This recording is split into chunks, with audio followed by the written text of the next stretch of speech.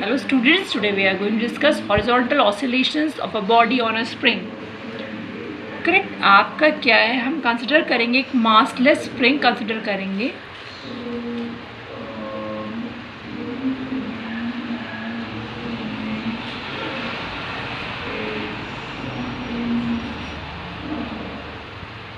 Correct, ये आपकी एक मासलेस स्प्रिंग है. किस पे it have been placed on a horizontal frictionless surface. किस पे रखा है, इसको हॉरिजॉन्टल फ्रिक्शनलेस सरफेस पे रखा हुआ है. उससे क्या अटैच है, आपका मास अटैच है, एक मास जिसकी वैल्यू क्या है, m है. Consider a massless spring lying on a frictionless horizontal table.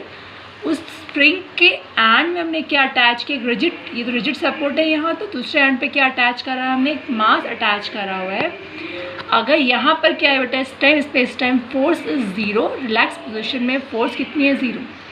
अब क्या करें, इसको दोबारा मैं आपको देती हूँ, इसको हम क्या करें, एग्जाम्पल बताती हूँ आपको.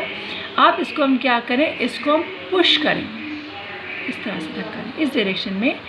तो स्प्रिंग क्या करेगी, अब ये मास उस स्प्रिंग के ऊपर फोर्स लगाएगा, वो स्प्रिंग कंप्रेस हो जाएगी.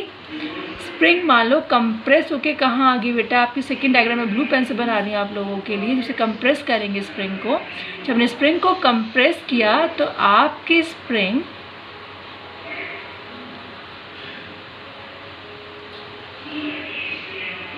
ये वो कंप्रेशन हुआ, कंप्रेशन कारण क्या हुआ, वो इसकी जो ये कर्व्स थे, जो आपके कर्व्स सब क्या हो, they will come close to each other.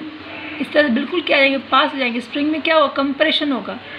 अब स्प्रिंग के क्या होती है, इलास्टिसिटी होती है. आपकी वेलोसिटी v क्या है, वेलोसिटी ये आपका इनिशियल पोजीशन मास की ये थी, करेक्ट. अब आपने क्या सर डिस्प्लेसमेंट क्या किया, आपने उसको डिस्प्लेस किया, इस डायरेक्शन में डिस्प्लेसमेंट किया आपने उसका x, करेक्ट. तो वेलोसिटी v भी क्या है, उसकी इस डायरेक्शन में है. But due to elasticity spring में इसमें क्या आएगी, रीस्टोरिंग फोर्स डेवलप होगी स्प्रिंग में, जो ये because of elasticity a restoring force F will be developed in the string in a direction opposite to displacement. जो ये कोशिश करेगी कि आपका मास जहाँ से डिस्प्लेस हुआ है वहाँ अपनी वो इनिशियल पोजीशन पर बैक वापस आ जाए. तो आपका थर्ड पोजीशन बेटा, तो थर्ड में ब्लैक पेन से ड्रॉ कर रही हूँ थर्ड आपके लिए. अब क्या होगा, आपका इस रीस्टोरिंग फोर्स की वजह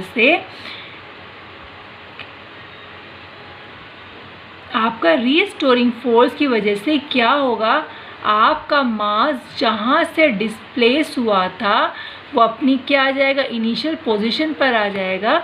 जब वो अपनी इनिशियल पोजीशन पर आ जाएगा तो वहाँ पर फोर्स कितना, अगेन फोर्स क्या होगा, इसमें 0 होगा. मगर due to inertia of motion वो यहाँ से क्या करेगा, वेलोसिटी v से ओवरशूट करेगा. क्या करेगा, वेलोसिटी v से ओवरशूट करेगा. और अब इसे फोर्थ डायग्राम में आपको ग्रीन पेन से बनाए, देखो जब वो ओवरशूट करेगा इस पोजीशन से, करेक्ट, अपनी पोजीशन से क्या करेगा, वो ओवरशूट करेगा. यानी ओवरशूट का मतलब क्या होगा, अब उसका डिस्प्लेसमेंट होगा.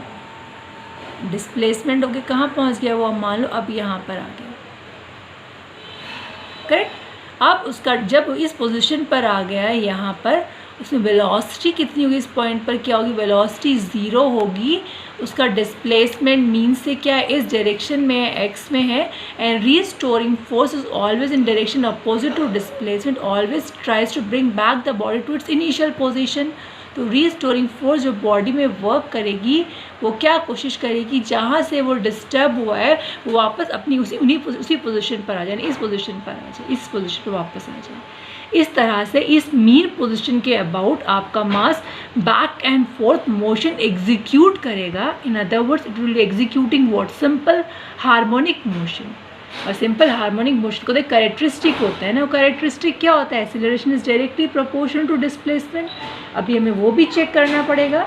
तो आपका क्या है, यहाँ बॉडी पर जो रीस्टोरिंग फोर्स F लग रहा है, that is directly proportional to displacement x from mean position but in direction opposite to displacement. तो F इज इक्वल टू कितना आएगा, -kx.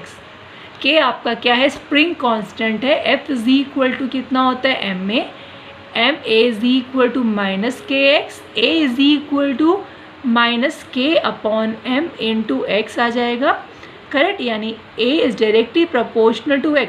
and acceleration is directly proportional to displacement but in opposite direction. It means it is what? A simple harmonic motion. क्या हुआ? ये simple harmonic motion हुआ, उसको हमको क्या निकालना, अगर उसका हम टाइम पीरियड निकालना चाहते हैं तो क्या करेंगे, आपकी जो इक्वेशन ये वाली फर्स्ट इक्वेशन है इसको कंपेयर करेंगे किससे, हम a is equal to omega square x, इससे हम कंपेयर करेंगे फर्स्ट और सेकेंड को, तो आपका ओमेगा कितना आ जाएगा, ओमेगा आपका आ जाएगा रूट के बाय एम, यह आ जाएगा आपका रूट के बाय एम, आपकी वैल्यू आ जाएगी root k by m will be your value for omega.